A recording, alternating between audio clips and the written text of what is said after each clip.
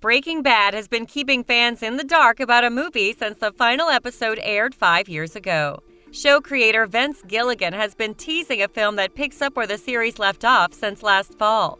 It was rumored to be going into production by the end of 2018, and then nothing happened. News about the project dried up completely, but it sounds like somehow Gilligan started shooting the entire movie in secret without anybody knowing, and the thing is already done filming, apparently.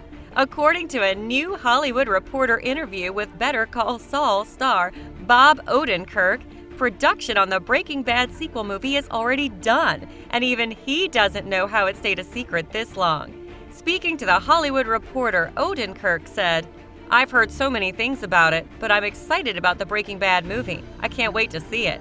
I don't know what people know and don't know. I find it hard to believe you don't know it was shot. They did it. You know what I mean? How is that a secret? But it is. They've done an amazing job of keeping it a secret." All we know so far about the new movie's plot is that it will star Aaron Paul reprising his role as Jesse Pinkman on a quest for freedom after escaping the Aryan Brotherhood in the finale. The film will premiere exclusively on Netflix before it hits AMC. The title card for the rumored Breaking Bad movie was spotted on Netflix a few hours ago. It has been removed, but Google indexed the page and a quick search of the full title would point to the same synopsis in the screen grab. The movie title will be El Camino, a Breaking Bad movie. There's no word yet on a release date, but judging by how quickly shooting seems to have gone, we might be seeing it sooner than we think.